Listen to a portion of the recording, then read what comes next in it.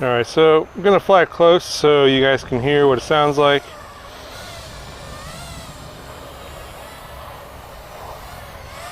A lot of camera angle on this camera.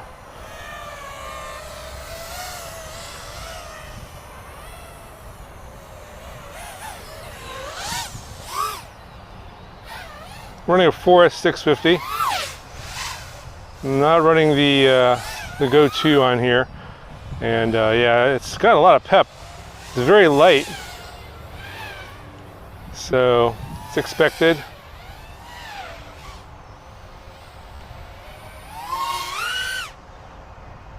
Whoa, a lot of power.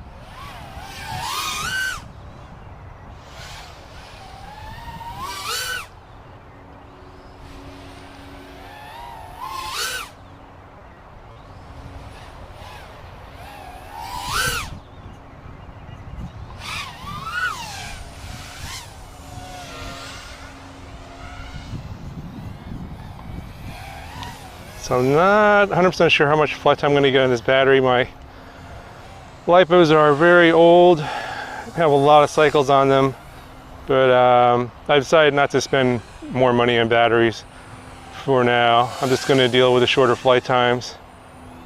You guys want to join my Patreon and help donate to the cause, link in the description. But I'm going to do the best I can with what I have. I've just been spending way too much money on expendable stuff for this channel, and I kind of need to keep it under control.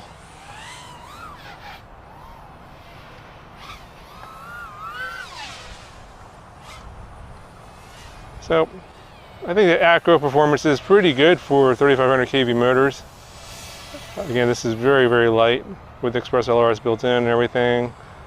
Of course, the DJI version is going to weigh a little bit more, so keep that in mind. But I'm going to go ahead and pop the Go2 camera on here. Let's just do some cruising around and see how much more flight we can get. Alright, got the Go2 on here. Let's see how the image looks from this camera. And also do a little bit of range testing as well. See how far we can go. I'm not going to go too far.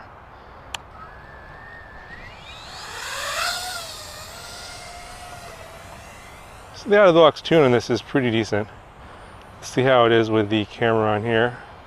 I'm not going to do any acro or anything with this because it's not a... I've got a camera mount on here, but it's not a great camera mount, so... Let's just see. Yeah, with the camera angle on here, I think this is not a lot of vertical field of view. So... have to go pretty fast. I'm trying to not go too fast here. So LQ is at 6 and dB is pretty decent, under 90. I'm only flying 100 milliwatts here, so nothing too crazy. Video is pretty decent, but I'm also running 400 milliwatts, but no patch antennas. I'm actually flying off to the side of me. Pretty good line of sight without any trees in the way here. There's a few trees and a lot of Wi-Fi around here. So not bad. I mean, this is pretty much what I'm expecting with Express LRS. Yeah, I see that it is fluctuating a bit on a little bit further down here as I make my turns. The antenna is on the back. Let's go a little lower here and get more stuff in the way, like ground clutter. And the video gets worse with all these trees in the way, and I think that fence gets in the way as well. Yeah. So I'm off to the side of me, so the video does get worse, so I have to pop up a bit. So that's off to my left. Let's go off to my right over here.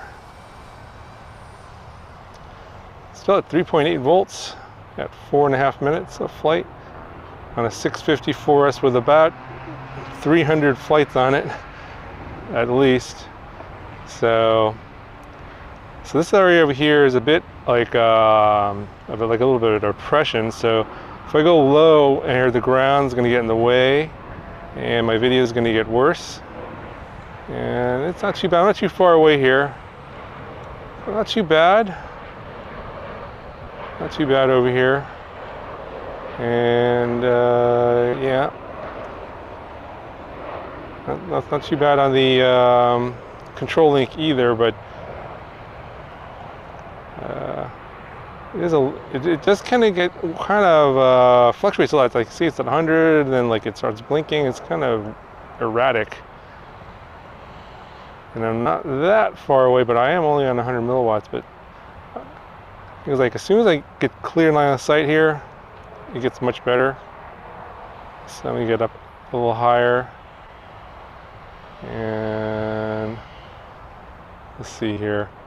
Okay, so if I point my radio in that direction, the numbers do improve. If I turn away from it, yeah, the numbers get worse. Okay, so I'm using the Moxon antenna on the Beta FPV 2.4 gigahertz transmitter. And I still haven't quite figured out the proper orientation for the Moxon antenna. If anyone knows, please let me know down in the video description. I did do a little bit of research on it, and I get conflicting results. Some people say it's point the antenna at the drone. Some people say it should be parallel. Others say it's perpendicular. So I'm not exactly 100% sure because I'm getting a lot of different information out there. Anyway, 3.7 volts. So yeah, this is a very old battery, so 4S650. Just cruising around here. Not doing anything too crazy, and it's got really good flight time. I believe this will carry up to an 1100 4S, so if you really want a much longer flight time, that one will give you that. Plus you can carry make a GoPro or Insta360 Go 2.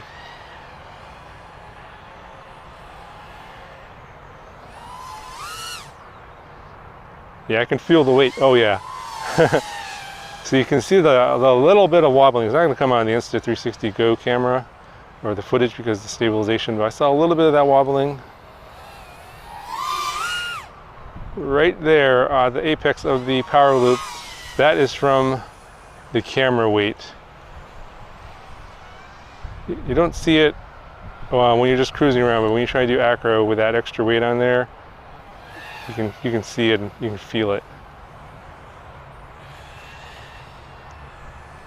3.65, so yeah, really good flight time on this, especially for an old battery. This is within the range. I think 650 to 750 is recommended with the max of 1100 4S. But yeah, it's a little underpowered compared to some of the other ones that I've flown because they do have a little bit higher kV, but the lower KVs and the lower kV motor with the combination of the overall lighter all-up weight is going to give you more efficiency and more flight time. So this is pretty unexpected. I was expecting much less than 8 minutes. I'm already approaching 8.5 to 9 minutes here at 3.6 volts per cell, which is close to about where I usually land around. I usually land around 3.5, 3.6 volts. So I'm getting close to the time that I would want to land. I'm gonna give it another minute here, and then I'm going to go ahead and call it quits.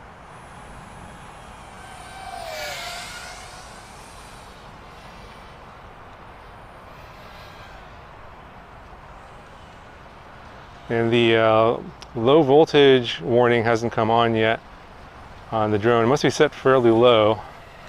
And now the wind is all of a sudden picking up. It was nice and calm, and now it is like going a good 20 miles an hour all of a sudden. Not sure if you're going to be able to hear that on the microphone or not.